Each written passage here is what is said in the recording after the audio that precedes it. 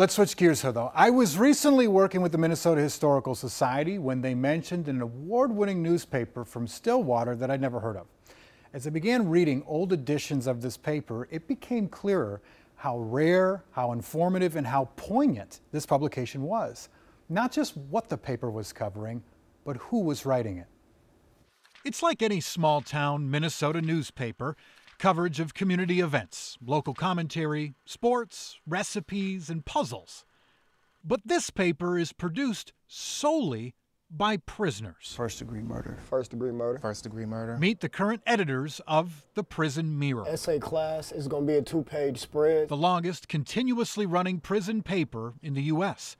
Written, edited, and designed by inmates for the last 130 years. I didn't really understand the gravity of it until I got up here and was looking through the archives, and it was like, wow, 2017, that's a long way from 1887. There's a lot of lore and mystique behind it. In its first edition, August of 1887, the founding members state their mission: to shed a ray of light upon those behind bars.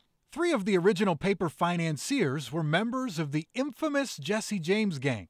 Brothers Cole, James, and Robert Younger collectively gave $50 to help kickstart the paper. They were captured shortly after the Great Northfield Bank robbery.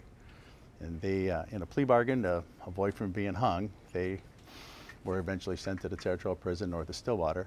And through all this process, they helped form the paper. From there, the publication has survived the decades, covering women's suffrage and labor strikes of the early 20th century, to the infinite number of war strategy experts sitting behind bars during World War II, to the deadly A-Block rampage of 1975, to the first prison mirror computers in the 80s. I came to this prison many years ago, and I remember always reading the paper, and I always like, man, do those guys live here? You know, we get in the paper. And then finally I recognized that, oh, that's that guy down the galley from me. The Department of Corrections recently reformed its policy on cameras inside the prison and agreed to allow interviews of the editors of the paper as long as we didn't reveal their identities. The population who we make the paper for, this is the kind of, they view this as their outlet to be heard and kind of want to see things that are important to them. Maybe for you journalists outside, you go digging for stories. Well, we don't go digging for stories because that's almost like a breach of privacy in prison. The dynamic of an inmate-run paper in a place where they have no control is rather complex. The editors say the content starts with what interests them and the greater population of the 1,600 inmates. But they walk a tightrope, not to offend any offenders, and not to upset the guards or administration. For the layout process. And ultimately, the warden signs off on every monthly edition. So are there concerns of censorship? Yes. Definitely.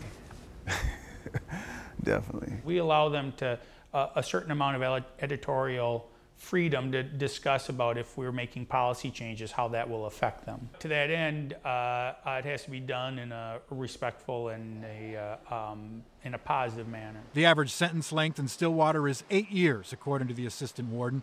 The number of inmates serving life, about 14%. Mistakes have been made, that's why they're there. But life does not stop, nor will it, if and when they get out. And it's not that everybody behind prison is just stuck inside their cell banging their head against the wall. There's a lot of intelligence behind bars and a lot of people that can help others. 96% of all offenders get released. So what are you going to do? You're going to stick them in a cage, in a box, and you know, treat them roughly, and then all of a sudden expect them to come out and not return to whatever ways got them incarcerated? So it's not amazing that talented people commit terrible crimes. But it is amazing that talented people have gravitated towards this publication inside this level 4, level 5 security prison and made this thing run for 130 years and kept it interesting and funded, and people all over the country subscribe to it. Yeah. So it's fascinating. One of the writers wrote a book called The Riot, which turned into a movie with Gene Hackman and Jim Brown. Wow, that's incredible. One of the editors back in the day, yeah. Huh, incredible story.